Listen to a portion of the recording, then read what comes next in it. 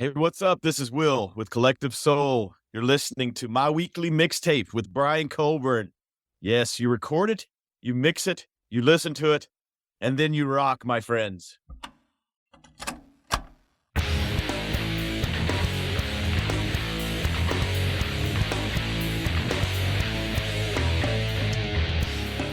Welcome to My Weekly Mixtape, a podcast that takes the classic mixtape approach to building a modern playlist. I'm your host, Brian Colburn. One of the things I'm excited to do each week is speak with some of the incredible artists whose music has been featured on countless mixtapes and playlists of mine. And one of those artists just so happens to be my guest this evening. And that would be the amazing bass player for Collective Soul, Will Turpin. Will, thank you so much for joining me on My Weekly Mixtape. The amazing, huh? Oh, hell yeah, man. Well, thanks, man. Appreciate it, man. As always, glad to talk to you again. Yeah, we had a chance several years ago to talk on my old Tune Styles podcast. I'm so glad to have you back. I'd like to start this show with the question I ask every single guest of mine, and that is, Will, what does the word mixtape mean to you personally? Yeah, I mean, heck, I grew up in the 80s, man. Yeah. So mixtape is, you lost a little fidelity, but you were able to listen to the radio and go over to the cassette and hit record and play at the same time.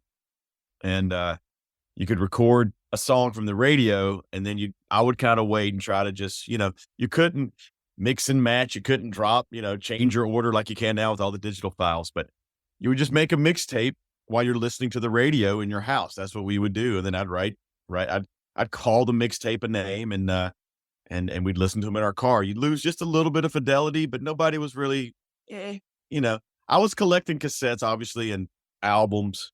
And then right there, I guess it would have been like right around 87, we started buying CDs, right? Maybe 86, 87, we started buying CDs. Mm-hmm. But before CDs, yeah, man, you would sit there and listen on the radio, just be like, especially if it was that song that wasn't quite the popular song, but you wanted, you'd have to sit around with it, run over to the, hit record. A lot of times you'd miss the first 4 or 5 seconds, but that's what a mixtape was to me. And that's the beauty of it. And the time and effort being put into mixtapes is what I'm trying to bring back with this show.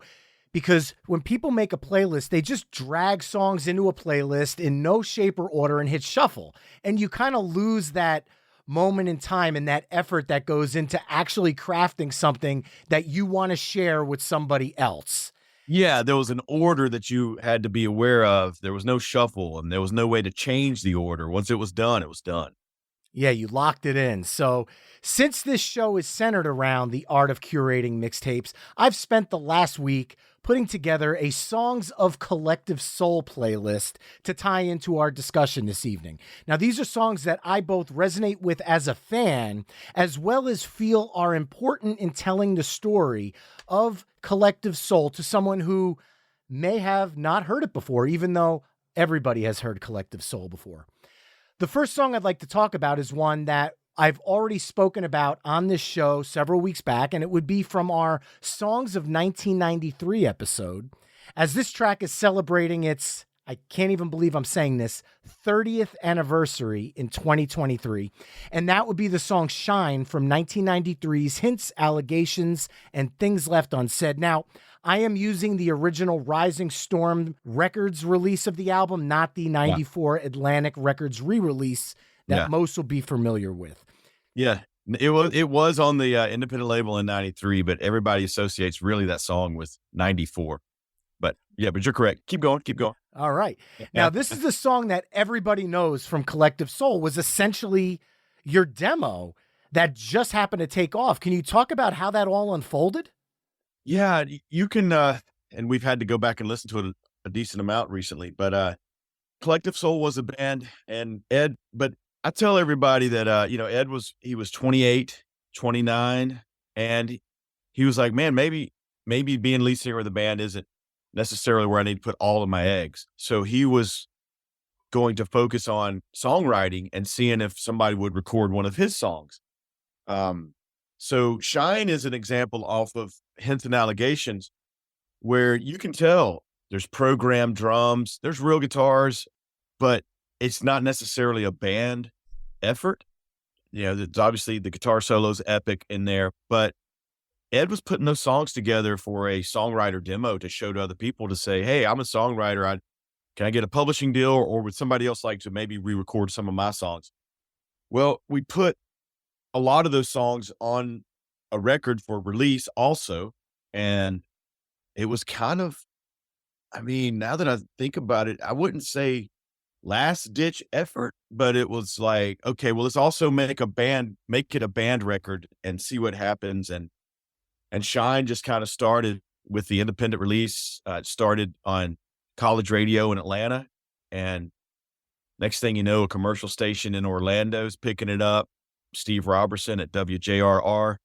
And by late February of '94, Atlantic Records is flying me and Ed to New York, and we're talking to Atlantic Records and doing interviews, and they stamped Atlantic Records on Hits and Allegations. And '94, you couldn't get Shine off the radio, and we came away with Rock Song of the Year.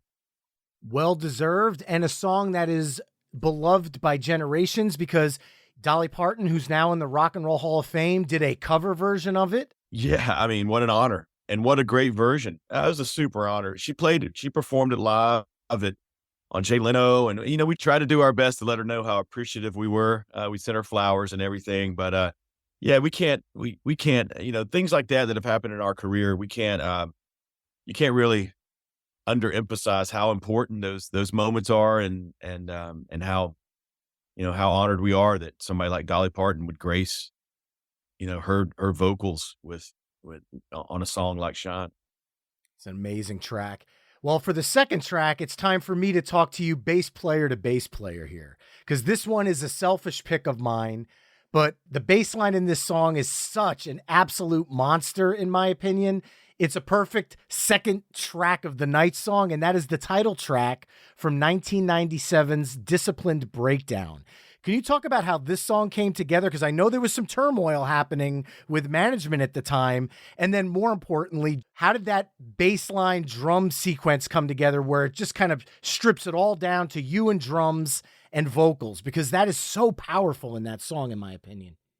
Thanks, buddy. And I'm glad you chose that one, because that was definitely a moment where I thought, okay, we were super proud of the second record, but I was like, we had backed down to a log cabin in the middle of the woods near where we grew up in McDonough, Georgia. We were locked into a lawsuit with our first manager. Atlantic Records couldn't give us any money. Everything was locked. They couldn't, I think even in theory, we couldn't even start planning to release a record. So we did it on our own. There was no way you were going to stop the creative flow that we were going to keep coming at. So we rented a log cabin. We stripped out carpet. There's drums in the kitchen, and it's me and Ed and Shane in the kitchen. We're developing that groove, and I remember being super proud of it. I remember being, okay, Shane's playing on rods, and it was a moment where, I don't know how much people know about the story also about how often I'd played bass at that point. I joined Collective Soul because they were my best friends, and I felt the music. I felt Ed's music. We all grew up together, and I told him I would play bass. And that was right before we got signed. So by the time '97 rolled around, we're in a lawsuit. We don't really have a lot of money. I'm driving my grandfather's Cadillac Coupe de Ville 2-door, but we're confident. When I look back, we were still confident. We're like, okay, bump in the road. It's not over. We're still stuck in this cabin, but we're going to make music. And Discipline Breakdown. Now you're you're understanding what exactly it was. It was a discipline breakdown. We were broke down, but as a band, we weren't broke down. As creators, we weren't broke down. We figured out a way to get into there and make some stuff. So the moment that I felt like that song and that groove, the bass line, I remember thinking, okay, I think I'm kind of getting close to being a decent bass player now. And you mentioned the groove with me and Shane. There's something special in the sauce. Me and Shane were as tight as rope, and we found a groove. We found a pocket on that song, and became the title track. And like I said, there's a story behind the title track. We were broke down, but we were staying on track, got to stay on track. Well, as a massive fan of this track, it's only sporadically been a part of the band's live shows. I'm wondering that, considering there's an expanded edition of Discipline Breakdown that came out in 2022, is there any chance that this song might make its way back into the live rotation? I don't know. Let's keep talking about it. Keep throwing that out there in the universe. Me and Johnny, our drummer, me and Johnny Rabb, Johnny's been with us barely over 10 years now. And he's me and him are as tight as rope as well. But, we did our due diligence for you during the rehearsals, and we brought out Discipline Breakdown, and we jammed it a number of times. It just didn't catch fire with the rest of the band. So maybe next time. Maybe All next right. time. All right. Well, the next song I'd like to jump ahead to is Them Blues from 2019's Blood. This song has such a unique vibe going on, and again, another bass player moment here. The call and response that you and Ed are doing between the piano and your bass line, to me, it has this, I don't even want to say Three Dog Night, but it has this 70s vibe going on to it, but it still is a distinctly modern Collective Soul track. Yeah. And I'd love to know how the band could so effortlessly shift vibes from song to song when writing and recording, but still manage to keep that Collective Soul sound locked in.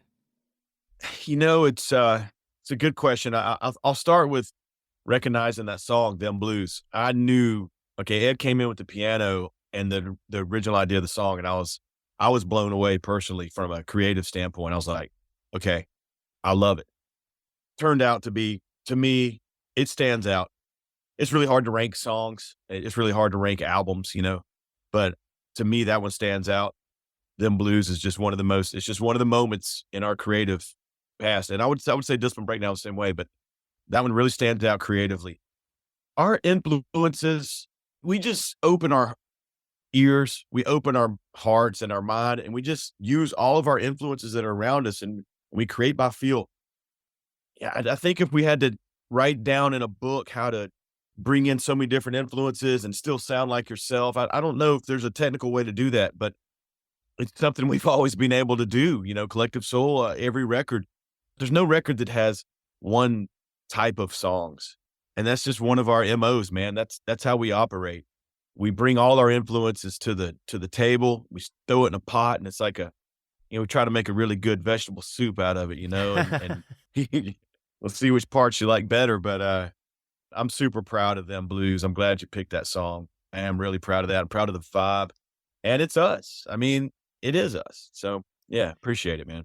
And then another song I would just bounce off of that one with is Better Now from Youth, because in that song, you incorporated a horn section and then took it a step farther on the home DVD when you did an entire performance with the Atlanta Symphony Youth Orchestra. That is incorporating a style that you normally wouldn't think about with Collective Soul, but it works seamlessly. It feels like any Collective Soul song, but sometimes when you add horns into a rock band, sometimes it'll do a disservice, but with this, it elevated the song.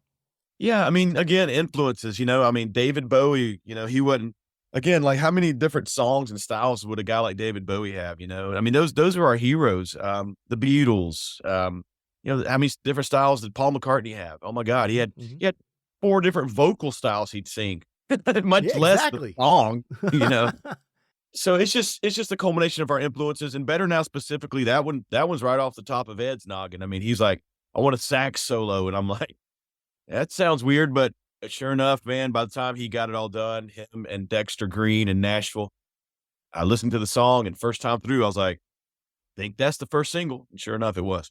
Hell yeah. Well, being you're talking about influences now, let's stick with that for a second. Something I've talked about for years as a podcaster is the fact that the Cars self-titled album is my favorite album of all time. And in the band's catalog, Candy-O and Heartbeat City are tied for the number 2 spot, depending on my mood for that day. Okay. So I guess it'll be no surprise that my next choice is Collective Soul's seemingly nod to the band The Cars. I know where you're going. Would be, 2008's Afterwords in the track Hollywood. Can you maybe talk about, one, if I'm hitting that Cars reference on the head there, and if so, where the Cars sit in Collective Soul's history or fandom, and kind of why that influence kind of came out in that song? Yeah, I mean, they were definitely a big influence. They were a massive influence on Ed. Ed went to Berkeley first year out of high school. He just loved Boston. He loved Rick Ocasek and the Cars. And yeah, I mean, I think we might have even mentioned it to people in the day. I mean, Hollywood sonically and a little bit of what we used sound wise was definitely a direct tip of the hat to the Cars. So that's that. I love the song. American Idol picked it up. Who would have thought? Yeah. It's one of my favorites from the band, as well as another song off of Blood, which is Right as Rain, because Ed said the song is a nod to one of my favorite artists of all time, Tom Petty. Right. When you guys are working on new material, because obviously Hollywood and Right as Rain are distinctly collective soul songs, but you're bringing in what you grew up with and the songs that you like. It's really nice to hear those nods in an album. Is that something that you guys set out to do? Or is it something that when you're in the room working on a song, you're going, man, I'm catching this vibe here. Let's keep running with this. Yeah, both. And I think the bulk of the song, look, I mean, it's Western harmony. You got 12 notes, you got a melody, you got words, we got the English dictionary. Everything in some form or fashion has slightly been done before. Mhm. So it's not, we're kind of like putting, what's the quote about, we're not making a new tire. We're just retreading the tire. So it's okay to like have a song and go, oh, this song, the acoustic sound, let's make this acoustic sound as close as we can to Mr. Tom Petty and stick it out. And let's listen to some of those Petty productions and maybe pull a few of those production tricks, or not necessarily tricks, but production aspects of some Petty songs and pull them right into our song. So that, that's kind of the thought process. We're not sitting here, we want to be original. We want to be true to ourselves and we want to sound like us. But when you look at an influence like the Cars or Tom Petty, it's totally just pretty easy for us to go, let's do some keyboard sounds like the Cars in Hollywood. And let's make that acoustic sound as much. We can't make it sound like Tom's right hand and Jeff Lynne producing or whoever else is going on, but we can try. And that's our tip of the cap to the people who are our heroes. Excellent. Excellent. Well, with the tip of the cap, I am a big cover song nerd. I've been playing covers for years. I love when I hear a new song, kind of learning how to play it. And there's not a ton of covers in Collective Soul's discography. However, for the Half and Half EP, you recorded a cover of one of my personal favorite REM songs, Being the One I Love. Being a big REM fan as well, there's a ton of songs you guys could have chose from. What made you settle on that one? I don't know. We're big fans too. You know what I think? And we didn't really talk about it. We just thought, we'll honestly, step one on deciding what cover tunes is what fits best with us. Like if we'll run through a song, really more than likely, we probably only run through a song one time and we kind of know if it's going to capture the best elements of us or not, or maybe it's not quite in our wheelhouse. But, outside of us knowing that we could capture a great vibe on that song, I think that record, REM number 5, is that right? Document, REM Document. That was the name of the record. Yes. Being from Georgia, Mm-hmm. we were already fans of Radio Free Europe. We were already fans of a record called Life's Rich Pageant, but it was still independent-y, college radio, and we were fans. When that record broke and it broke national, we were really proud. And we were in high school. Ed was out of high school, but we were in high school. And we were proud of a band from Athens, Georgia that broke nationally without being a Southern rock band or a soul band. I mean, we knew we knew the history with Otis Redding, James Brown, Ray Charles, Allman Brothers, all the country acts, Alan Jackson, Travis Tritt. We knew all that history. Atlanta Rhythm Section going back to the 70s. Mm-hmm. But nobody that was alternative, which is what we were listening to, nobody was looking down at Georgia. And when REM did that, I remember an extreme feeling of pride for my Georgia musician mates. And I think that's probably one of the reasons we liked that era of REM. Awesome. Awesome. Well, the next Collective Soul track I want to talk about is Heavy from 1999's Dosage. Just a killer riff and a classic track that remains in the band's live repertoire to this day. I asked listeners to chime in with some of their favorite Collective Soul songs, and this one was near the top. So where does this song sit with the band in terms of its longevity and inclusions in most live shows since the song was released? Yeah, I guess that's what you call a banger these days. Is that the new term I've been using for the last Yes, 4 or it 5 is. years? That and a bop. Yes. I like banger. It's a banger, man. I remember that one too. Dosage. Dosage was kind of that record that really, it was our 4th record, and it really kind of solidified for me that era of Collective Soul. It solidified the Atlantic years. But that song, I felt it from the very beginning. It started off with drums and bass, and Ed came running in the room and started a guitar riff, and next thing you know, we're going into a chorus, and that's kind of how that song happened. And it's a big single for us, and it's hard to imagine a live show that we're not going to play that song.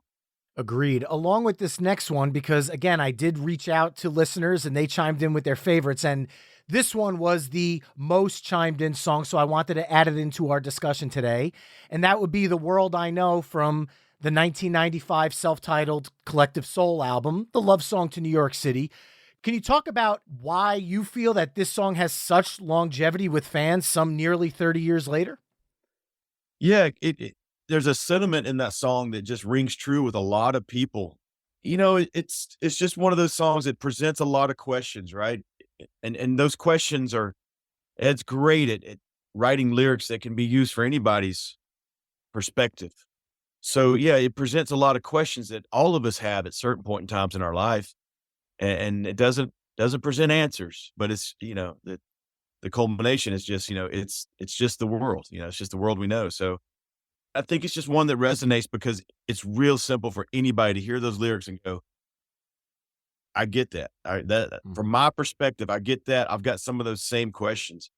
And then of course, yeah, the vibe of the tune. We captured the vibe of the tune, and it still lives on. That one will go on for a while, I'm sure. As will my pick from the 1995 self-titled album, and that will be the song Gel. That song was featured on the soundtrack to the 1995 film The Jerky Boys, and while the movie wasn't a massive hit, the song certainly was, and I have the soundtrack as well, and I love hearing the Collective Soul track amongst that mix of songs. Can you talk about how you guys became involved? Because again, you guys are based out of Atlanta, Georgia. This is the Jerky Boys, which are a New York, New Jersey prank phone call duo that are somehow catapulting into cult stardom enough to make a movie. It's that whole story is in and of itself amazing, but I'd love to hear how you guys got involved with them for the I know, soundtrack. and they're getting a little bit of the Jerky Boys are. I felt a little bit of a resurgence and people talking about them recently, but that was probably almost all through Atlantic Records out of New York. And we had the opportunity to get on, a cool little soundtrack to bridge the gap between the first record and the second record. So that soundtrack came out right before the second record, but we knew Gel was going to be included into the second record. Man, I remember recording that song in Chicago. We were on the road on that first record, and if we had a day off, we would stop and record. And we had to record Gel a little earlier than the rest of the second record, the self-titled record, because we had to make a deadline for a soundtrack. So Mhm. it was, I am not stretching the truth when I tell you we were in the studio. I don't think we were there 2 days. We recorded that song in 1 day. Wow. It might have been a day and a half. We might have we might have had a second day where we got like a half day in there. But, we had one record and we had just been touring on that in 94. So if you do get a chance to listen to any bootlegs from 94, you'll hear us play about 7 or 8 tunes that weren't recorded. And a couple of those would have been songs that you'll hear on the second record. A song called Untitled, we played on Oh, tour yeah. in 94. Love We that one. played Gel on tour in 94. We played Simple, a version of Simple, I believe, on tour in 94. So it made it, since we've been playing it live a lot, it made it easy enough to go right in the studio and knock it out. But yeah, Awesome. it's funny that it gets associated with Jerky Boys, who are pranksters, and Ed's writing lyrics about all humanity coming together. Yeah, it's definitely a yin and yang moment happening there. Now, the band is no stranger to soundtracks because besides Gel being on the Jerky Boy soundtrack, Run was featured on Varsity Blues. She Said was featured on the Scream 2 soundtrack. And then Tremble for My Beloved was featured on the Twilight soundtrack 9 years after the song's initial release. While it's safe to say that soundtracks open up the band's music to new audiences, in the case of Tremble, is it safe to say that it introduced the band's music to a new generation of music fans as well for you guys? Yeah, absolutely. And Twilight was barely in the era where people were actually buying CDs still and listening to the CDs beginning to end. We were number 3 or number 4 track on. When you look at sales, I think that in its day still sold over 2 million, the soundtrack. Mm-hmm. So we 10 years later, that song was part of the soundtrack of a generation. It was the early 2000s. It was their Footloose to the 80s. It was their singles to the 90s, the soundtrack of a generation. I would say the singles soundtrack is kind of my generation's kind of soundtrack. Agree. Unless you go back to the 80s, and then you got some other ones. Like I said, there's Footloose, and there's a few other ones that were just big soundtracks beginning to end. But yeah, it became a soundtrack to a generation, and it was a song we recorded 10 years prior, and it's in the movie. So yeah, for us, Twilight, I was having this discussion with some music podcaster friends, and we were talking about the fact, when was the last soundtrack that became an event as a group of songs? Because around that time was the pivot to streaming, where people would just go find. I feel like Twilight was kind of the last big soundtrack. That's a question I've kind of thought about as well. And if my answer is Twilight, that's the last one. Well, unfortunately, we need to make that a thing again, because I feel like when you have a movie like Top Gun Maverick, you have one Lady Gaga song on there. You think about the original soundtrack's impact. Yeah. They could have certainly gone a lot more than just the score and the one song. And that brings up another, I mean, the Star is Born soundtrack was good as well, but still not quite like a collection of different artists type soundtrack. Yeah, The Greatest Showman was a fantastic soundtrack, but that was a musical. So that's a little bit of a different vibe. Doesn't count. Yeah, exactly. Yeah. All right, so the last collective soul song that I have on my mix for tonight is the track Perfect Day from 2000's Blender. This song is an infectious pop rock delight with a feature from an artist listeners on the show may be familiar with, some guy named Elton John or something. Maybe you heard of him. Joking aside, what was it like working with him on this song, and what do you feel his inclusion brought to the track on a musical level? Because this is somebody who is a musical icon for decades, generations. He's a master. He's an absolute master. What I feel like he bought Elton John. I mean, what else needs to be said? Just great ideas and vision by Ed. He's like, because Elton John had befriended us. Elton had, for the longest time, spent a lot of time in Atlanta. So he befriended us. He was a fan of Collective Soul. So we had been, 1 degree away from him, seeing him here and there for a couple years. And then, Ed's always thinking, he's like, okay, friends with Elton, I'm going to game to record on a Collective Soul song. So Perfect Day was the one. And we had him in the studio with us. What a treat. What a great guy. I can't tell you what it means to be able to watch Elton John in the studio. We were actually in a big warehouse. We had set up our own gear. So it wasn't like ISO rooms. I remember standing behind him, watching him play, and he's got these really small fingers and stuff, but he dances on the piano. It's kind of amazing. I mean, his vocal in the second verse, it just pops. The piano part pops. I love the songs you chose, man. That belongs, again, that's an asterisk to me in our career. Not necessarily all because of Elton, but the way the song pops. You serve the song, and Elton served the song that day. Collective Soul served the song that day, and it was, dare I say, it was a perfect day. There you go. Well, talking about serving the song, I also want to bring up your 2018 solo album, Serengeti Drivers, because I am a big fan of that album as well. And I want to talk about 2 of the songs from that album, if you don't mind, because I feel like they're the songs that stick out to me the most, and they're the ones that resonate with me, and I've always been curious about them. The opening track, Demons, is an absolute jam. And then halfway through the album, you have a song like Belong that, and I promise you, I mean this as a compliment, I'm a huge jam band fan outside of rock music. Yeah. It has this Fish / Humphreys McGee funky rock vibe. The entire album to me is a convertible top-down road trip drive album, but can you talk about how this came together for you, and more importantly, how you decide what songs you want to explore as Will Turpin, the artist, versus which songs you'd like to bring to the Collective Soul camp?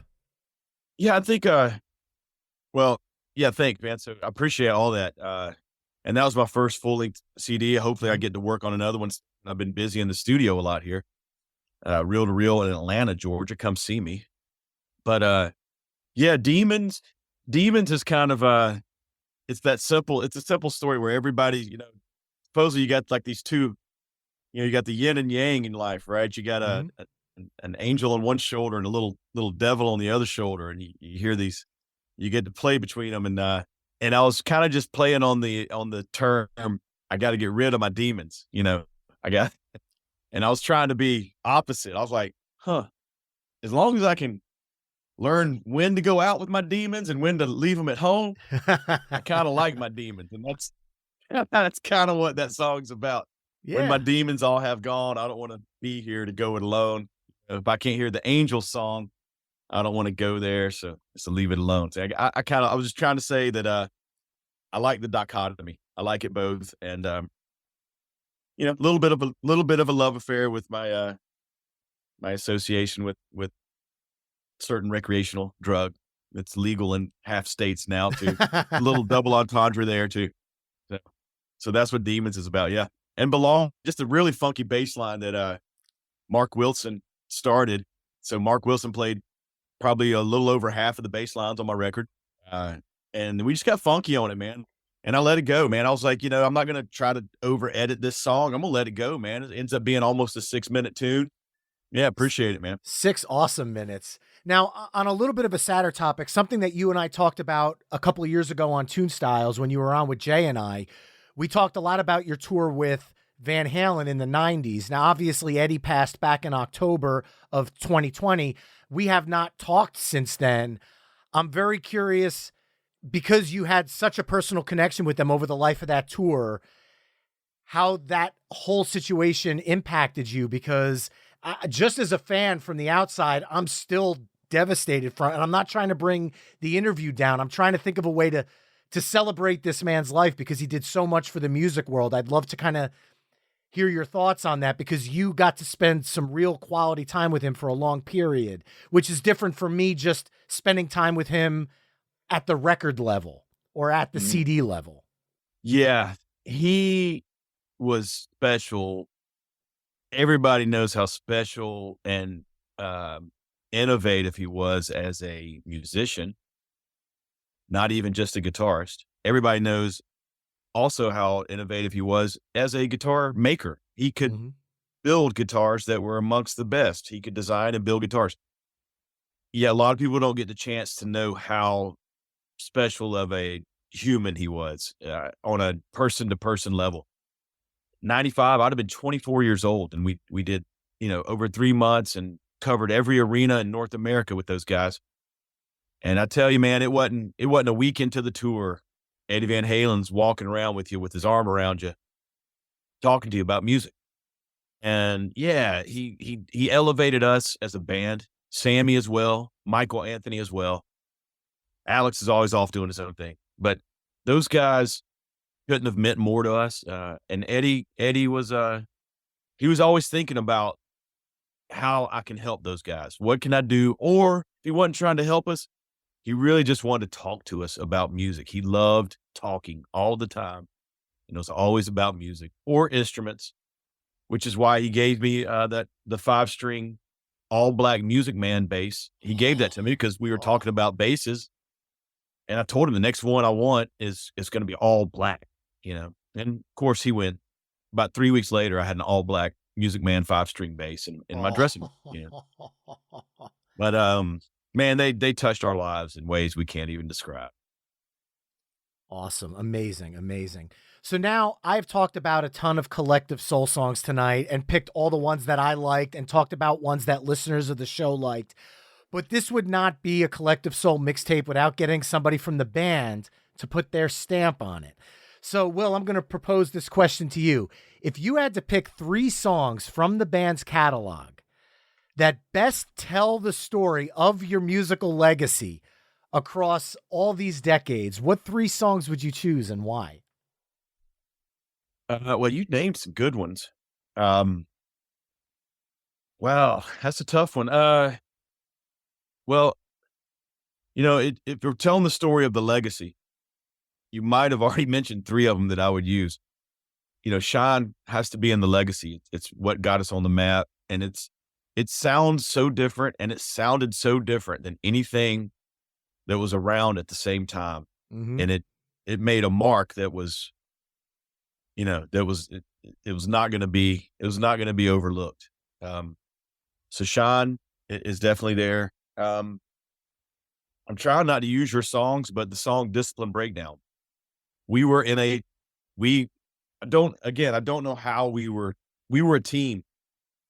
I don't know how we were so confident, but we were making I mean, Atlantic Records had to keep giving us a minimum of $150 a week, and we were in a lawsuit, and we weren't scared. We wanted to go create music, and we kept doing it on a shoestring budget, and the record to me, it stands out. When I listen to it, I can tell what we were going through. And it's just all in there. All the things that we were going through, it's all in that record, and that's the title cut from the record. And his growth as a musician, I mentioned that as well. By the time I'm playing that bass riff, and I've been playing bass now for about 3 years or so. At that point, I'm like, okay, I can almost call myself a bass player now. So Discipline Breakdown, and then the last one, uh, man, I don't know. I mean, Perfect Days got Elton John on it. What a mark that was. But to me, I mean, maybe something off of the record we just recorded, but nobody's heard it. But to me, artistically, the high water mark for me as an individual was Them Blues. So you picked that one right out of my head. Something about that song raised the watermark for me, and it was something I felt like I got to explore with my buddies. Another space that we hadn't really been to yet. So I guess that's my 3, and for those reasons. It's the bass player ESP we've got going here, I guess. You were definitely choosing some strong bass songs. Yeah, that's unfortunately where my mind automatically goes, which is why I love having bass players on, because I really resonate with the instrument. So now I'm going to be news Brian here, because you said something and I have to jump on this. The band released Vibrating back in 2022, and it has been known that the band has released albums in subsequent years back to back. You said something about a new album that no one's heard yet. Do you care to spill any details of what we might expect coming this year? Yeah, there will be a record out at the end of the summer, and I think it's the one we're currently working on. Which one or what we're going to release and when? But we did a record during the pandemic, and it's kind of been just side shelf because we weren't sure what to do with it. And I think that's coming out this summer. And we also just got back from Palm Springs. We were in Palm Springs for an entire month, recorded at Elvis's old Palm Oh, Springs house. We had an opportunity through a friend of a friend to bring in all the recording gear, and we lived in Palm Springs for a month. Found another plateau of creativity, and knocked out another great records. We know for sure that record will be out spring next year. You might, within the next 15, 18 months, you might see 2 Collective Soul records. You probably will see 2 Collective Soul records. oh, hell yeah. I can't wait. And the quintessential documentary, keep your ear out. We are midway through production right now. I think next year you'll see it on one of your well-known streaming services. So keep an eye out for that, man. We certainly will. And when those albums come out, I hope to be able to have you back on, Will, to talk about them. It's been an absolute pleasure. Thank you so much for joining me today on My Weekly Mixtape. You got it, Brian. Cheers. Thank you, buddy. Remember, if you'd like to listen to all the songs we've been discussing on this episode, head over to myweeklymixtape.com, visit the Ultimate Songs of Collective Soul page, and give the tracks a listen via the embedded playlist. You can also find My Weekly Mixtape on Facebook, Twitter, Instagram, and TikTok at My Weekly Mixtape. And you can head to myweeklymixtape.com to check out the full catalog of My Weekly Mixtape episodes. If you want to support the show, please consider becoming a Patreon mixtaper at patreon.com/myweeklymixtape. That's all for this week. Thanks for listening. Until next time, enjoy the tunes.